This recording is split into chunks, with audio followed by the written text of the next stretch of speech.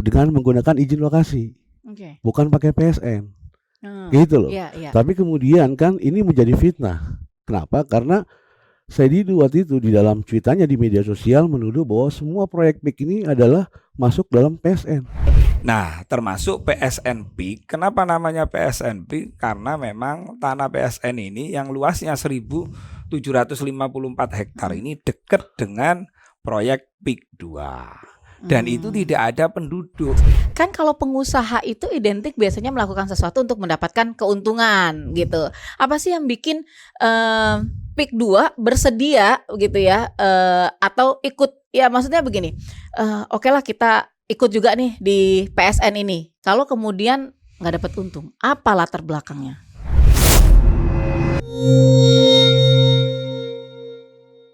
Ya, belakangan ini rame ya dibicarakan di media sosial, lalu kemudian juga banyaklah di media-media ini soal PIK 2 dan PSN, Proyek Strategi Nasional. Ada apa sebenarnya dengan PSN di PIK 2? Nah, ini hari ini saya sudah duduk bareng dan akan ngobrol-ngobrol dengan salah satu legal atau legal hukum dari pihak PIK 2. Ini ada Pak Mu'anas dan juga ada Gus Rofi. Nanti kita ngobrol-ngobrol lebih banyak soal PSN ini. Tapi saya mau ke Pak Mu'anas dulu nih Pak. Rame kemarin nih soal pagar gitu ya. Kalau rumah dipagerin cakep ya kan, bagus. Harganya jadi lebih mahal kalau dipagerin. Tapi pertanyaannya kalau laut dipagerin, harganya naik juga gitu. Apa gimana?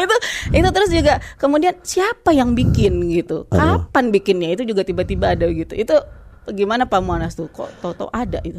Iya, belakangan rame soal pagar laut bahwa konotasi orang kemudian dituduhkan itu kepada pengembang karena dianggap sebagai pembatas lah dan sebagainya, dituduhkan bahwa ini adalah bagian dari wilayah PSN atau PIK 2 kan gitu. Pertama kita harus luruskan bahwa keberadaan pagar-pagar bambu itu tidak berada di wilayah PIK 2. Pagar-pagar bambu itu juga tidak berada di wilayah PSN.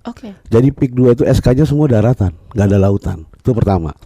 Kemudian soal siapa yang pasang, bagi kita udah clear.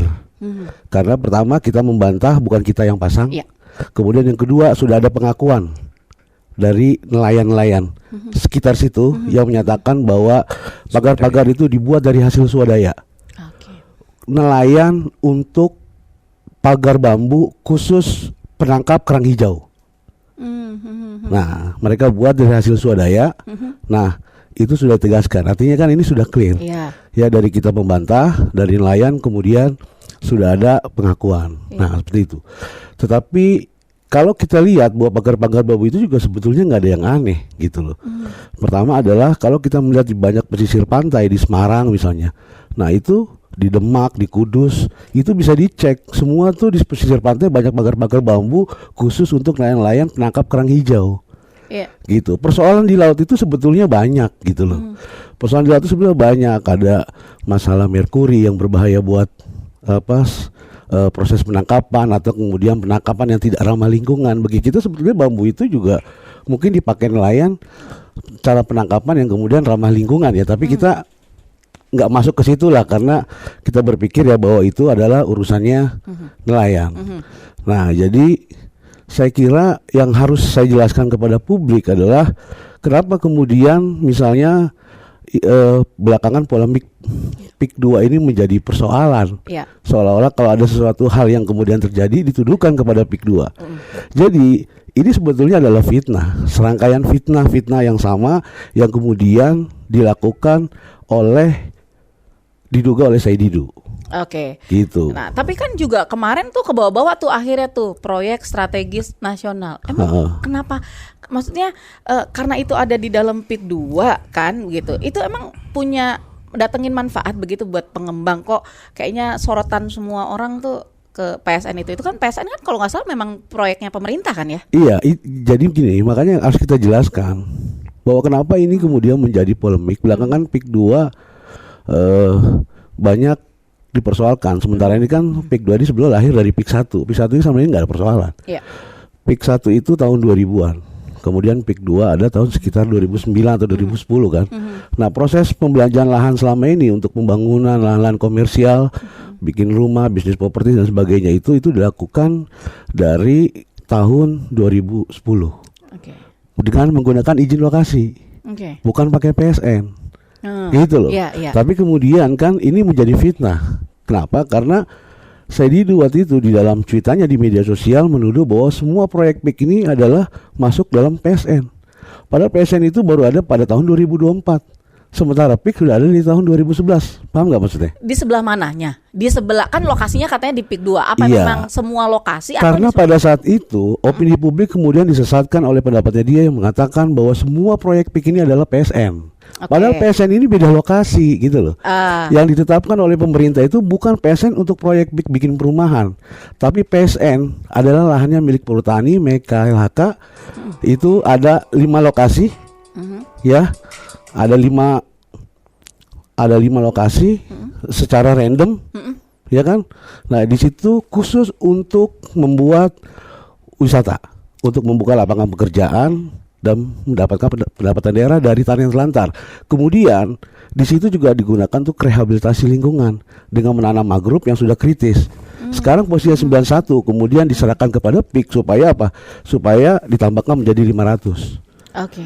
Seperti itu. Nah, jadi bukan buat perumahan gitu loh. Bukan buat komersil. Bukan buat komersil, Yang- beda lokasi. Iya. Ini luasnya 1.700-an hektar. Nah, sementara PIK itu untuk yang saat ini masih garap sekitar 2.650 hektar. Jadi beda lokasi. Ini yang kemudian harus dipahami oleh publik. Dan anggaran untuk membuat PSN itu semula dari Saididu juga sempat menuduhkan bahwa kita menerima 40 triliun.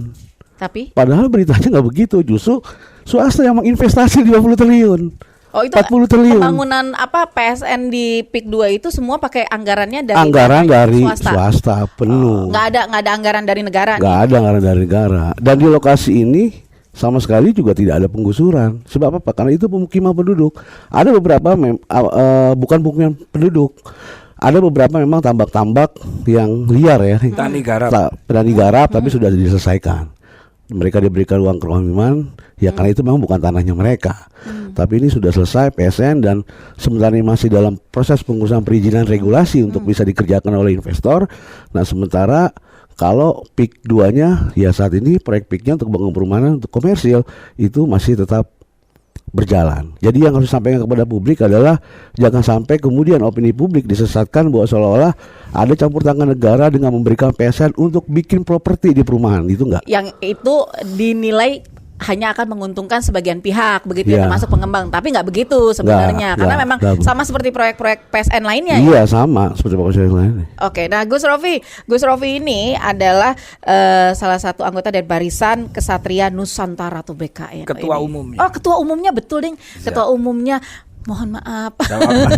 Ini saya didatengin ini ya Barisan Kesatria Nusantara tuh banyak tuh kesatrianya. Aduh, saya agak deg-degan. Ini ngomong-ngomong pemerhati pembangunan untuk Indonesia lebih baik. Iya. Emang apa yang diperhatiin sih di Iya. pembangunan ini, Nah, Gus? iya. Jadi kehadiran kami selama ini banyak di medsos dalam rangka untuk mengedukasi masyarakat ya. Karena proyek ini kata kiai kami Ihyaul Mawad. Apa itu? Yaitu tanah-tanah yang terlantar, tanah-tanah yang mangkrak, jika itu tidak diperhatikan atau tidak dirawat, maka itu berdosa kita. Nah, PSN PIK ini adalah tanah yang terlantar yang selama ini tidak dirawat, ya, tidak dipelihara oleh negara. Makanya sebenarnya di Indonesia itu banyak Mbak tanah-tanah PSN. Ada yang dibiayai oleh APBN, ada yang dibiayai oleh swasta. Oke. Nah, termasuk PSNP. Kenapa namanya PSNP? Karena memang tanah PSN ini yang luasnya 1.754 hektar ini dekat dengan proyek PIK 2. Dan itu tidak ada penduduk gitu loh Mbak. Itu udah dipastikan tuh ya. Udah dipastikan. Nggak cuman Kami sudah hampir 4 kali ya survei ke lokasi. Jadi tanahnya itu tidak jadi satu. Jadi ada Blok A, Blok B, Blok C, Blok D. Nah, makanya saya kemarin mengumpulkan kiai-kiai di Banten itu bersama Profesor Dr. Kiai Haji Said Agil Sirot dalam rangka untuk memfasilitasi. Ya. Untuk apa? Karena pasca munculnya Pak Said Didu itu banyak fitnah, Oke. banyak adu domba, banyak berita-berita hoak, sehingga kiai-kiai kami yang berada di daerah terdampak ini perlu mendapatkan informasi yang benar, sehingga kami memohon kepada pihak PIK untuk membuka pintu komunikasi. Dan alhamdulillah di Istana Nelayan termasuk isu-isu yang katanya PIK merampas, Ya. menggusur, Ya. bahkan untuk mendapatkan tanah itu PIK dituduh mengancam, mengintimidasi. Begitu kita pertemukan, kita buka, tidak ada pertanyaan itu. Dan sampai detik ini kami juga membuka pengaduan ya. Jika ada masyarakat yang mengalami seperti itu, asal suratnya beres, terus kemudian ahli warisnya ada, alhamdulillah PIK ini juga open, transparan, nggak apa-apa Gus, diselesaikan. Oke. Asal ada, tapi sampai detik ini tidak pernah ada itu. Tapi Gus, berarti BKN memberikan pendampingan juga kepada masyarakat dong selama proses pembangunan proyek-proyek strategis nasional di kawasan PIK 2 ini ya. Betul. Jadi membantu membela rakyat. Kita seringkali teriak membela rakyat, kongres rakyat seperti yang dilakukan Said Didu CS, tapi kan nggak memberi solusi. Oke. Hanya fitnah, adu domba gitu. Nah, kenapa saya menggunakan cara-cara Kiai NU? Kiai NU itu selalu mengedepankan tabayun, Mbak. Oke. Jadi ketika mendengarkan sesuatu yang kurang pas misalnya, maka pihak yang bersengketa atau pihak yang salah paham ini harus dipertemukan, ditanyakan. Nah, itu yang kami lakukan. Makanya berkahnya nih, gara-gara kita terus mengedukasi masyarakat, akhirnya PIK ini memberi ruang kami untuk berkomunikasi dengan masyarakat yang ketika mendapatkan berita-berita bohong tadi bisa diselesaikan. Oke, tapi Gus, kalau dari BKN sendiri menilai apa sih sebenarnya manfaat atau kemaslahatan nanti yang bisa didapat umat kalau kemudian PSN ini bisa berjalan dengan lancar, berhasil sesuai dengan target yang diharapkan. PIK 1, PIK 2 berdasarkan laporan dari manajemen PIK, baik yang disampaikan oleh Habib Mu'annas saat itu, bahwa PIK 1, PIK 2 ini sudah mampu menyerap tenaga kerja kurang lebih 150.000 lebih. Bahkan itu manfaat dari segi pemberdayaan masyarakat, mengurangi pengangguran. Terus bagaimana ekonomi tumbuh di situ? Ini kita berbicara PIK 1, PIK 2 dulu. Terus kemudian berapa pajak yang dihasilkan untuk negara, untuk pemerintah daerah. Jadi ini sesuatu yang halal, yang benar, kenapa tidak kita dukung? Nah, kalau berbicara PSN, berarti ini berbicara tanah negara. Nah, PSN PIK dan proyek PIK itu dua hal yang berbeda.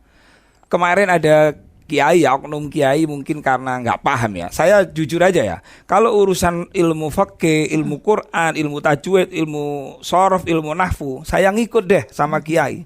Tapi kalau berkaitan PSN PIK, maka kiai yang harus belajar dengan saya. Kenapa? Karena saya melakukan pendekatan menyeluruh, baik kepada warga, baik kepada Pak Lurah, baik kepada pihak PIK gitu loh. Jadi proses tabayun yang diajarkan oleh guru kami Kiai Said Agil Sirot, sehingga kami sekarang ini dengan kenal sama pihak PIK, dengan kenal sama warga, masyarakat. Kemarin ada tokoh namanya Pak Marzuki, pertama karena salah paham sehingga karena nggak ketidaktahuan. Nah, sekarang ini banyak orang tidak tahu, tidak paham, tapi sok keminter yang dilakukan oleh Said Didu CS itu. Akhirnya apa? Beritanya selalu menyesatkan. Oke, ya Gus, tadi kan kalau BKN itu pingin mengawal pembangunan di PIK 2 ini atau PSN itu kan biar bermanfaat untuk masyarakat. Bagaimana kemudian BKN memastikan bahwa pembangunannya itu nanti bukan ngebangun tempat-tempat yang justru mendatangkan maksiat gitu. Siap, iya. Pak Aguan sebagai pemilik PIK 1, PIK 2 dengan PT-nya Agung Sedayu. Pak Aguan ini dalam pengamatan kami ya dan kiai kami yang tahu persis tentang sosok beliau sedang mempraktekkan kaidah agama khairun nas anfa'uhum linnas. Apa itu? Sebaik-baik manusia adalah yang memberi kebaikan atau manfaat untuk orang lain. Ini Pak Aguan. Coba cari Mbak, ada enggak orang Muslim membangun sebuah tempat peribadatan selain agamanya? Susah. Pak Aguan itu berapa ratusan masjid yang dibangun tidak hanya selain PIK. Universitas Unusia, Yai Said pernah cerita. Kalian tahu Unusia yang ada di Parung? Iya. Nah, kayak seperti itu. Artinya begini, bahwa PSN PIK ini kan sudah melalui perpres ya Mbak ya. Jadi PIK itu hanya menjalankan. Iya. Tentu dengan biaya sendiri 40 triliun tadi. Nah, di situ ada aturan, proposalnya jelas. Digunakan apa PSN PIK ini? Terutama untuk penguatan lingkungan. Makanya tadi disampaikan oleh Bang Babe Muanas ini bahwa PSN PIK itu salah satunya adalah memperluas mangrove yang asalnya 91 hektar. Itu wajib hukumnya di komitmen antara PSN PIK selaku pengelola dengan pemerintah, dia harus 511 hektar. Pertanyaannya, apakah ini bermanfaat? Ya. Apakah ini mudorot menurut Mbak? Kan gitu. Manfaatnya. Terus kemudian taman rekreasi lain, contoh Ya. taman safari. Ya. Ya, taman safari itu identik dengan hutan-hutan yang lebat. Nggak mungkin dengan gersang, nggak ada orang datang. Nah, ketika PSN ini dibangun, contoh PIK 1, PIK 2, Pak Aguan dan manajemennya sudah menunjukkan sebagai manusia yang khairun nas anfa'um linnas, apalagi PSN PIK. Gitu loh Mbak. Ya. Jadi penghijauannya diperkuat dan komitmennya salah satunya tidak boleh membangun perumahan. Jadi sekarang ini kenapa kok menimbulkan pro kontra? Karena orang yang bahlul menurut kami, orang yang tidak cerdas, orang yang nggak pinter, tapi sok pinter, nggak mau bertanya. Harusnya bertanya dong kepada ahlinya. Contoh misalnya kementeriannya ditanya, Sesmenko-nya, kemudian pejabatnya ditanya, kenapa perpres ini muncul, kemudian pengelolanya ditanya. Baru memutuskan, baru menyimpulkan bahwa PSN ini menimbulkan mudorot. Ini nggak ada tabayun, nggak ada klarifikasi, dikatakan mudorot. Oke. Nah, Gitu. Pak Muanas, kan kalau pengusaha itu identik biasanya melakukan sesuatu untuk mendapatkan keuntungan gitu. Apa sih yang bikin PIK 2 bersedia gitu ya, atau ikut, ya maksudnya begini, oke lah kita ikut juga nih di PSN ini. Kalau kemudian nggak dapat untung, apa latar belakangnya? Ya itulah semangat nasionalisme. Kalau kita lihat betul. ada sosok Pak Aguan itu NKRI memang merah putih. Dia bisa aja investasi dulu, tapi kan tidak dilakukan. Dia lebih memilih investasi di sini di tengah situasi kita begitu sulit mencari investasi. Pernyataannya Pak Menteri AHY kan menyebutkan bagaimana dia membangun Giant Seawall untuk membangun tanggul raksasa di Pulau Jawa. Dia membutuhkan dana ratusan triliun. Lah ini kan bagian dari Giant Seawall juga PSN PIK ini, dan dibutuhkan dana 40 triliun, bisa cari investor. Justru bagi kita negara harus hadir memberikan perlindungan terhadap investasi, apalagi dia pengusaha lokal. Pak Aguan ini orang Sumatera Selatan, Palembang, warga negara Indonesia kayak kita. Pak Antoni Salim orang Kudus loh, Jawa Tengah, bukan orang asing, orang kita. Oke. Justru kalau kemudian yang terjadi pada hari ini, ya karena kemudian ada perbedaan pandangan politik menghancurkan perekonomian di Kabupaten Tangerang, itu nggak bisa dibenarkan. Kita belajar dari PIK 1, berapa kontribusi PIK 1 misalnya ketika dibangun, ketika berjalan dengan infrastruktur, perumahan komersial dan lain sebagainya. Pendapatan udah hampir triliunan dari BPHTB, PPH, terus dari PPN, setoran triliunan ke negara. Berapa kemudian dari Cesar, warga-warga terdampak di sekitar yang bisa menikmati dari segi keterampilan mereka, pelatihan kerja, bantuan dan sebagainya. Belum lagi dari lapangan pekerjaan mereka, semua warga-warga lokal yang ada di situ. Kemudian berlanjut di PIK 2, berapa nanti BPHTB pajaknya setorkan kepada negara, triliunan, dan itu terbukti bahwa Kabupaten Tangerang yang semula adalah cuma lahan kosong dan berpendapatan rendah, sekarang menjadi pendapatan paling tertinggi se-Indonesia loh, PAD-nya. Itu fakta. Oke. Ya gak? Nah, bagaimana kalau kemudian PSN itu nanti berjalan? Ya. Dengan wisata, di situ ada taman wisata, kemudian ada formula sirkuit F1 misalnya. Ya. Ya kan? Ada perbaikan, selain ada kita mendapatkan pendapatan daerah, pembukaan lapangan pekerjaan, ada rehabilitasi lingkungan. Betul. Untuk mencegah abrasi. Kalau kata Gus Robi, siapa yang bisa ngurusin ini kalau dia nggak punya Nggak duit. punya duit. Jadi Gitu loh. memang apa ya namanya? Memang ya saling gini. Ini juga ditunjukkan bahwa salah satu rasa nasionalisme Iya, begitu ya, iya. ikut sama-sama membangun begitu. Tapi di sisi yang lain juga harapannya juga bisa memberikan manfaat kepada masyarakat Iya, gitu. pasti. Dukungannya harusnya Iya. juga didapat juga ya, Iya. baik dari masyarakat atau dari pemerintah begitu ya. Saya timbal balik.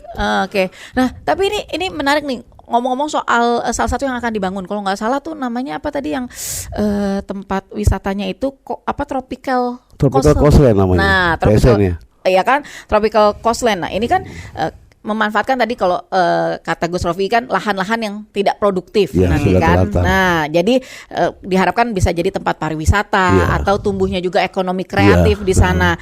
Nah, tapi setelah nanti pembangunannya selesai nih, ini saya mau minta pendapat dari Gus Rofi atau Pak Muanas ya sama gimana kemudian masyarakat dilibatkan di situ untuk ya bisa merasakan keuntungannya juga. Ada nggak komitmen-komitmennya dari sekarang nih? Terus nanti BKN gimana tuh cara mengawasi itu atau mendampingi itu gitu kan? Silakan. Ya kalau dari kita ya justru masyarakat lah nanti kita sama-sama mengawal ini. Kan gitu. Bisa bareng-bareng kan. Ya yang penting tuh jangan sampai kemudian niat kita untuk kemudian melakukan investasi untuk membuka lapangan pekerjaan, saya hanya memberikan catatan bahwa jangan sampai dirusak gitu kan oleh orang-orang yang kemudian misalnya punya agenda politik tertentu. Ya kan? Nah, kalau kemudian misalnya di situ wisata-wisata kan ya sudah pasti dong komitmennya pasti untuk tenaga kerja lokal itu. Ya, pasti di sekitaran kabupaten itu dan kemudian dampaknya juga dari proses perencanaan pengajuan PSN itu sudah dipikirkan. Gitu kan? Dari mulai lingkungan kemudian kemungkinan bisa terjadi alih profesi kan dari masyarakat pesisir pantai kemudian yang tadinya nelayan mereka kemudian bisa beralih. Nah, saya kira itu sudah dibicarakan lah sepenuhnya tuh dampak-dampak yang kemudian ditimbulkan untuk keberadaan PSN nanti. Oke, Gitu. kalau Gus Rofi gimana Gus? Iya, yang pasti ya ketika proses pembangunan, apalagi PSN dengan luas seperti itu, maka yang akan diprioritaskan adalah tenaga kerja lokal. Tapi dengan catatan skillnya yang sesuai dibutuhkan, kan gitu. Nah, saya kira PIK dan manajemennya ya pasti akan lebih memprioritaskan lokal dengan catatan yaitu tadi. Yang pasti Mbak, ini PSN PIK ini ketika dipegang oleh orang yang sudah pengalaman di bidangnya pasti punya perencanaan bagus, termasuk yang sampaikan ada polo kuda, ada sebagian. Sebenarnya saya mau cerita ini nggak cukup ya dengan waktu dialog 30 menit. Tapi 45 bener, menit. gue sudah Nanti dateng aja deh. Bener. Sampean kalau tahu tanah PSN Mbak, nelongso Mbak. Kenapa, Kalau di IKN dulu kan ada tuh pernah seorang aktivis yang sering ngomong ngelantur mengatakan itu tempat jin buang anak kan itu. Kalau di sana bukan tempat jin buang anak Mbak, tapi tempat berzinanya jin, saking kosongnya gitu loh. kok saya jadi takut ya. Ini bukan malam Jumat kan ya. Mohon maaf ini jangan dikeluarin pas malam Jumat nih. Makanya PSN PIK ini kami dukung penuh karena memang perpresnya ada. Oke. Nah, ini akan bahaya ketika sudah ada perpres, sudah ada kajian, sudah melibatkan semua. Kan perpres PSN ini nggak muncul moro-moro wujud kayak Roro Jonggrang seperti itu kan gitu. Ada prosesnya dan ini harus didukung gitu loh. Nah, kebanyakan sekarang ini yang kontra karena nggak paham, nggak bisa membedakan apa itu PSN PIK dan apa itu proyek PIK. Sampai itu masalahnya, sehingga dianggap dengan adanya PSN PIK ini tanah menjadi murah, kan itu sesat itu. Padahal PSN PIK itu tanahnya negara. PIK tidak bisa merampas. Kalau ada transaksi jual beli berarti itu proyek PIK. Dibuat perumahan yang selama sudah 2010 dibangun sampai mulai sekarang itu.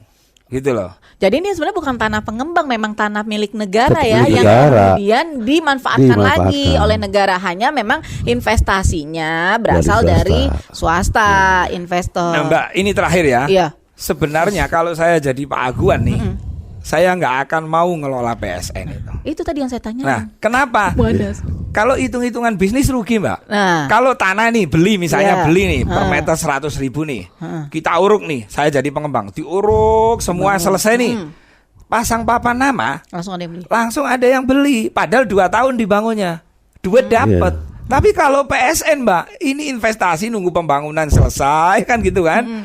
Baru nanti dikarciskan atau Baru kembali lah baru itu ya. kembali itu Baru pun bisa masih nunggu waktu lagi. nunggu waktu lagi. Ya, karena Pak Aguan itu NKRI banget agar supaya semua kelihatan indah sebagai penyangga. Itulah niatnya daripada Pak Aguan itu. Jadi singkatnya tuh investasi wisata itu bukan investasi yang menguntungkan. Beda dengan investasi properti yang bisa dijual beli kan. Ini karena bawa-bawa nama PIK 2 itu kali ya. Jadi orang maksudnya terpikirnya ya kawasan PIK yang selama ini kita tahu, padahal itu di luar itu, tapi memang maksudnya masih ada di sekitaran situ, tapi bukan yang termasuk milik manajemen PIK 2, bukan ya? Bukan. Tanahnya tanah negara begitu ya Pak Muanas Tanah ya? negara. Kalau yang PSN ya? Iya, kalau yang PSN Iya. nih, untuk yang PSN Beda gitu. kalau untuk lahan komersil. Iya, itu beda ya. Beda.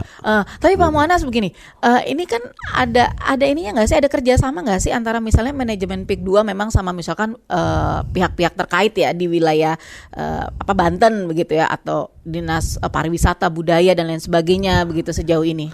Ya, berarti kan kita bicara soal bagaimana PSN diberikan, dikelola kepada PIK 2 kan. Prosesnya itu kan sebetulnya panjang. Dari sejak tahun 2023 itu, sehingga saya itu Desember. Jadi diusulkan melalui bupati, dirapatkan kan, kemudian sampai ke menteri, itu sudah melalui ratas. termasuk Menteri Jadi itu Pariwisata. panjang. Iya. Nah, kemudian sampai presiden kemudian menyetujui bahwa itu untuk diajukan PSN. Sekaligus ini juga kemudian membantah bahwa seolah-olah PSN yang dikelola sama PIK ini adalah katanya kado atau hadiah dari pengusaha IKN. Enggak, IKN itu kan Juli 2024. PSN itu udah jauh dari sejak 2023. Lebih awal ya? Lebih awal. Jadi nggak ada kaitannya. Jadi bisa mematahkan itu tuh berdasarkan timeline waktu. Nggak betul itu. Gitu. Nah, jadi nanti setelah proses ya PSN itulah tadi sudah dipaparkan, sudah disampaikan juga untuk konsep-konsepnya itu. Tapi kalau PSN-nya sendiri pembangunannya tuh udah berapa persen sih Pak Muanas? PSN sendiri belum ada pembangunan. Belum ada kan? pembangunan. Belum ada kan? pembangunan. Makanya Belum cuman ada ya memang ya pokoknya gini, ya kalaupun ada pembangunan yang di lahan PIK 2 ya itu memang Iya. punya manajemen PIK 2 Nah, ya. iya.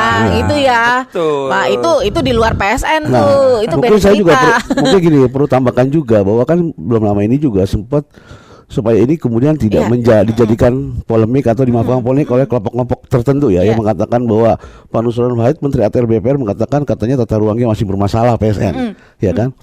Justru logika berpikirnya itu jangan dibalik bahwa seolah-olah kalau kemudian PSN yang hutan lindung ini bermasalah, maka kemudian nggak dapat PSN. Justru karena itu dari awal sudah disadari bahwa PSN ini adalah hutan lindung. Kan kalau bisa mau dikerjakan untuk wisata itu kan diturunkan dari hutan lindung konversi kemudian ke HPL. Nah, itu kan yang punya kewenangan awal itu kan Pemprov Banten. Nah, ini lagi dikerjakan, mungkin di mejanya Pak Nusron ini terakhir masih terlihat datanya hutan lindung. Gitu loh. Ya kan? Nah, kalau kemudian misalnya ya pastilah dia akan mengatakan kepada orang bahwa ini masih hutan lindung. Ya jelas.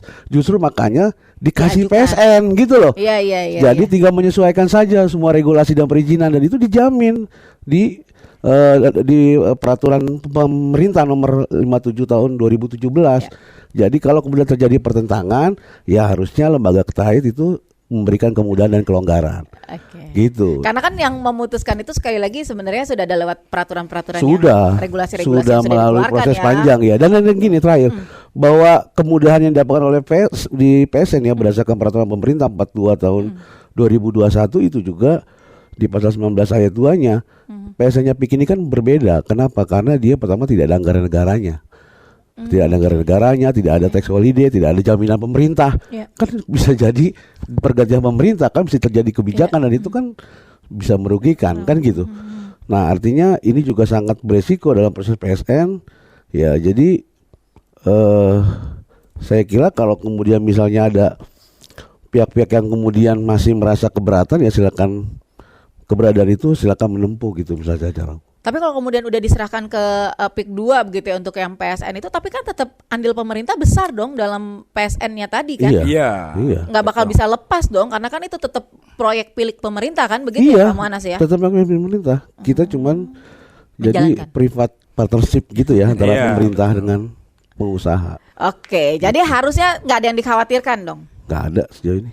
Targetnya tuh PSN itu selesainya kapan sih buat yang di PIK 2 itu? 15 tahun ke depan ya kalau tidak salah ya, sampai 2030 mungkin.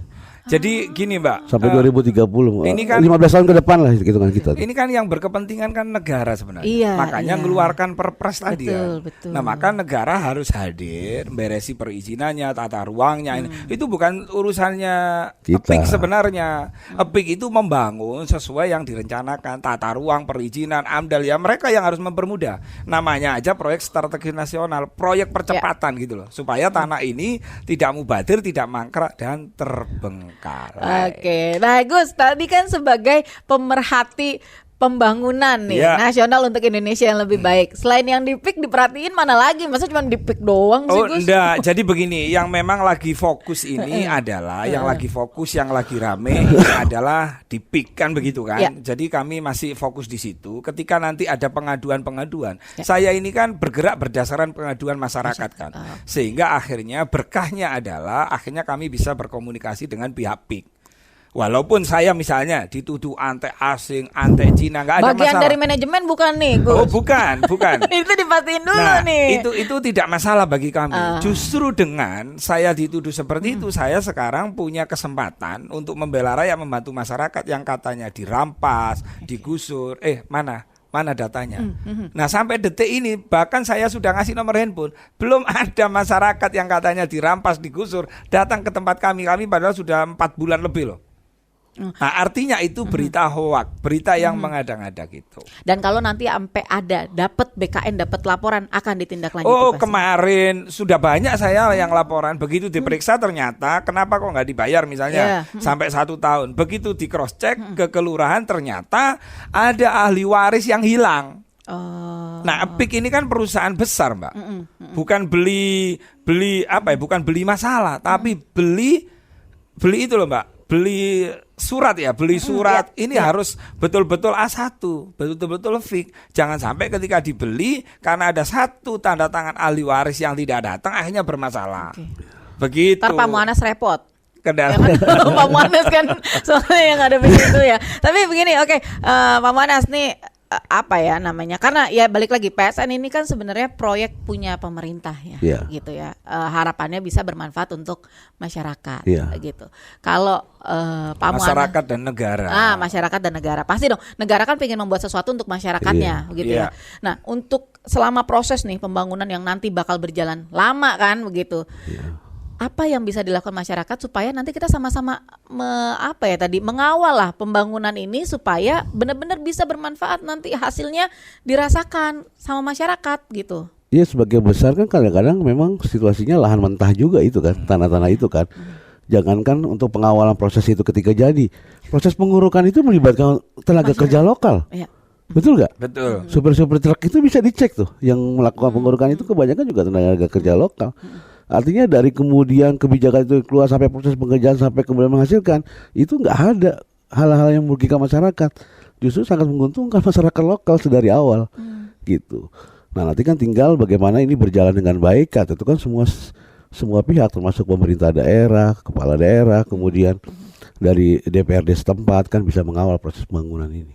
Oke, berarti kita jadwalkan Gus Rofi lihat nanti Iya, gimana PSN. saya setuju, saya siap mendampingi teman-teman ya tim investigasi radio Republik Indonesia, karena ini kan radio dulu waktu kecil itu kan kebanggaan kayak gini ya, kita. dengerin. Akhirnya saya ini barokahnya membela rakyat, terus iya. kemudian mengedukasi masyarakat, kenal sama PIK, akhirnya bisa ada di RRI. Oke, Gus Rofi, Pak Muhammad, makasih banyak udah duduk bareng dan ngobrol-ngobrol di Pro 3 Siniar ya.